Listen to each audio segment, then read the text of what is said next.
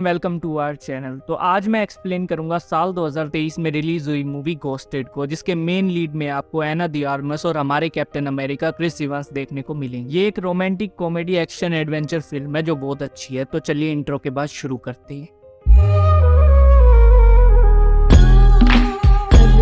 Movie के start में दिखाई जाती है इस कहानी की मेन कैरेक्टर सेडी, जो ड्राइव करके वॉशिंगटन डीसी में जा रही होती है। तभी डॉक्टर क्लोडिया का फोन आता है और वो कहती है कि हमारी अपॉइंटमेंट थी। मैं जानती हूँ कि तुम्हारी कोवर्कर की मौत से तुम बहुत ज्यादा बेचैन। सेडी कहती है मैं उसे ज्यादा अच्छे से जानती नहीं थी, पर वो मेरे जैसी ही थी। डॉक्टर उसे समझाती है कि तुम्हें इस हादसे से उबरना ही होगा, पर सेडी अभी तैयार नहीं। अब दिखाया जाता है कहानी के एक और मेन कैरेक्टर कोल को, जो एक किसान होता है। वो वहाँ पर पौधे बेच रहा होता है। वो अकेला था और चाहता था कि कोई उसकी जिंदगी में आए और बात बन जाए। तभी उसे सेडी दिखती है, वो पौधे खरीद रही होती है। यहीं पर कोल सेडी से बात करता है। वो बताता है कि इस पौधे को हर 2-3 दिन में पानी देना होगा, पर सेडी कहती है वो ऐसा नहीं कर पाएगी क्योंकि वो काम के सिलसिले में महीनों बाहर रहती है। तब कोल कहता है फिर तो यहाँ ऐसा कोई पौधा नहीं है, पर तुम प्लास्टिक का पौधा ले सकती हो जो बिल्कुल असली दिखता है। सेडी कहती है नहीं, मुझे यही पौधा, पर कोल मना कर देता है क्योंकि वो नहीं चाहता था कि ये पौधा बिना देख रेख के मर जाए। तब सेडी और कोल में बहस हो जाती है। तभी वहाँ एडना और वो प्लांट सेडी को बेच देती है। एडना कहती है मुझे सच में लगा था कि तुम दोनों एक दूसरे के नंबर ले लो। कोल कहता है क्या हम कोई इश्कबाजी नहीं कर रहे। एडना कोल को समझाती है कि उसे एक बार सेडी पर ट्राई करना चाहिए। तब कोल सेडी से बात करने जाता है। इसी में वो पौधा टूट जाता है क्योंकि कोल अचानक सेडी की कार के सामने आ गया। कोल सेडी से बाहर चलने के लिए पूछता है। सेडी उसके साथ चलने के लिए मान जाती है। दोनों कॉफी पीने जाते हैं और बहुत सारी बातें करते हैं। सेडी उसे बताती है कि वो काम के लिए अलग अलग कंट्री में जाती रहती है और कोल बताता है कि उसे फार्मेसी के अलावा हिस्ट्री बहुत पसंद है। दोनों की अच्छी बन रही होती है। सेडी बताती है कि उसे किसी भी चीज से डर नहीं लगता। तब कोल शर्त लगाता है कि वो इन सीढ़ियों से ऊपर पहले पहुंचेगा तो सेडी उसे अपना राज बताएगी कि वो किससे डरती है।